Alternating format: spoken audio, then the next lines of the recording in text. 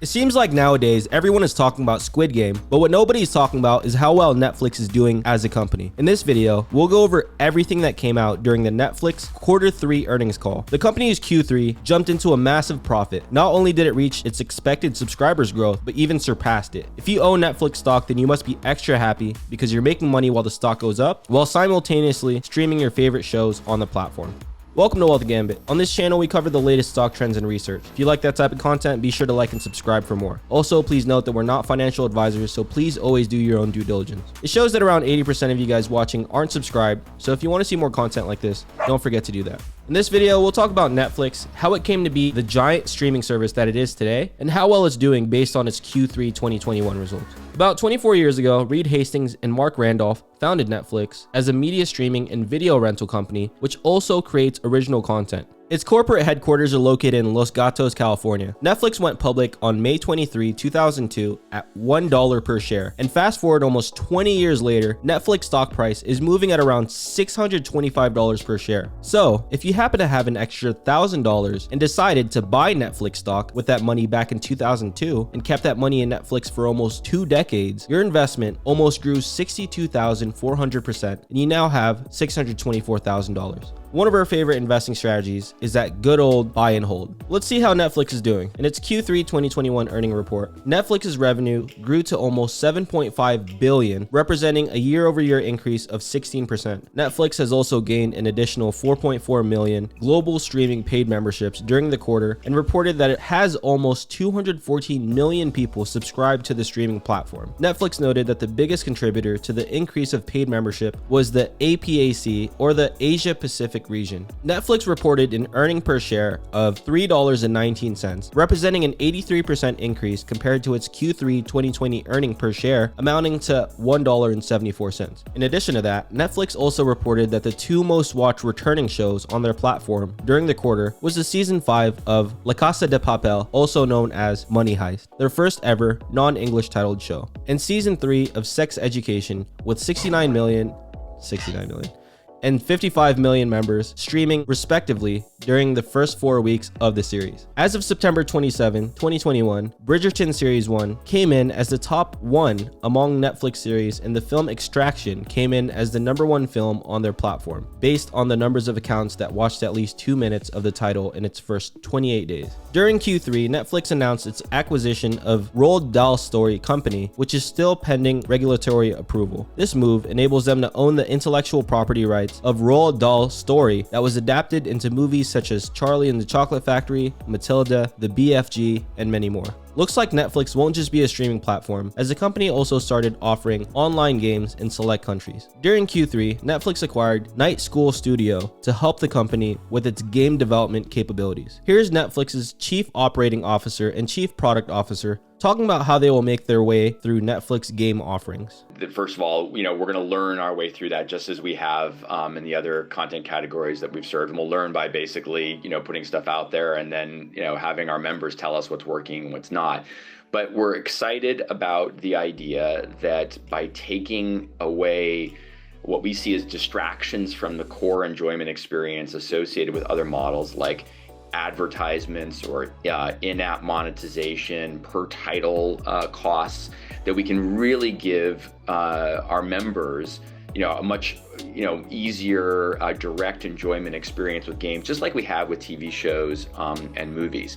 And there's a great flip side to that coin as well, which is that our creators can really put all of their energy, everything they're excited about, into making that maximal enjoyment experience for the users, the players of those games, without having to worry about those other things that they have to in other models in terms of monetization. So that's one really key area that we're excited to explore.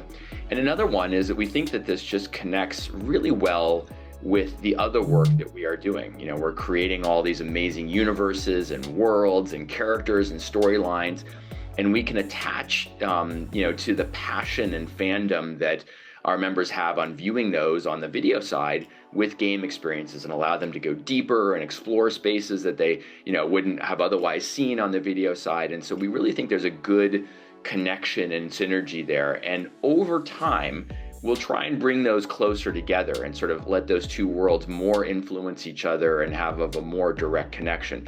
But again, that's something that, is years in the making. We've really got to iteratively explore, and none of us know exactly what that will look like, because we'll have to sort of find our way as we go. We can all agree that one of the most nerve-wracking series out there today is Squid Game. So many people have seen this series because as of today, it's one of Netflix's biggest hits. It was streamed by 142 million households globally, and it's now the biggest TV show on Netflix. Here's Netflix CEO Ted Sarandos talking about the success of Squid Game during their earnings interview. I think it goes into this kind of storied history of content creation. Squid Game, as Reed pointed out, was picked up a couple of years ago from the Korea team, who did recognize it to be one of what they thought would be their biggest title this year. So good that they did. But I can't tell you that we had the same eyeball on it to tell you that it was going to be the biggest title in our history around the world. And to your point, the viewing outside of Korea has been phenomenal, and everywhere we operate. So if you look at these numbers, they are. The internal viewing looks a lot like a local language show in any country you look at it. It was enormously successful. And that's 10 years trying to sell the show. Our team recognized something that nobody else did, and created an environment for that creator to make a great show. So viral, how something can go viral is really hard to predict, but it's super powerful when it happens. And the show has to deliver the goods to be able to deliver that much viewing. And to have people talk about it in such shorthand that you can spoof it on Saturday Night Live because it's so in the zeitgeist. I said it for you. And it happens. We feel it when it's happening, and when it's happening. It's a little hard to predict sometimes. Sometimes you think you've got lightning in a bottle and you're wrong. And sometimes you think you've got a great Korean show that turns out to be lightning in the bottle for the world. Are you one of the millions that watch Squid Game? Comment down below who your favorite character is or who you absolutely hated. Some of the upcoming series and films that are expected to contribute to their Q4 revenues are The Witcher, You, the final chapter of Money Heist, Red Notice, Don't Look Up, Army of Thieves, and a lot more. While 213 million global members is already huge, Netflix management believes that Netflix is quite small and that there is a lot of opportunities for growth for the company. Here's a clip of Netflix CEO Reed Hastings talking about what they expect to happen after Rona's effect subsided and their future growth. The big picture is no one's really sure, Nitty. You can't come off the craziness of COVID and be confident of the next 2 years. So we're going to push really hard. If we think about the big picture, we're at 200 and something million. That's pretty small compared to pay TV households ex-China. So just matching the pay TV households, plenty of room for growth. Streaming is developing, at a great pace, all kinds of devices and competitors helping that market growing. Competition, obviously that's a factor, but the amount of scale of content and entertainment that we have and the way we're set up, it's like Squid Game's incredible, but it's not that Ted commissioned it. The most incredible part is it's the system that Ted's built with highly distributed vision. And it was one of our leaders in Korea 2 years ago that commissioned it. And so there's got to be other amazing ones like that even Ted or I or any of us don't even yet know about, that are digesting in the Netflix content engine. So we certainly hope so, but there's no real certainty. I wouldn't want to give it like management credibility of that. We want it and we're going to push hard into it, but I think we're all wrestling with the post-COVID, how do things come back together?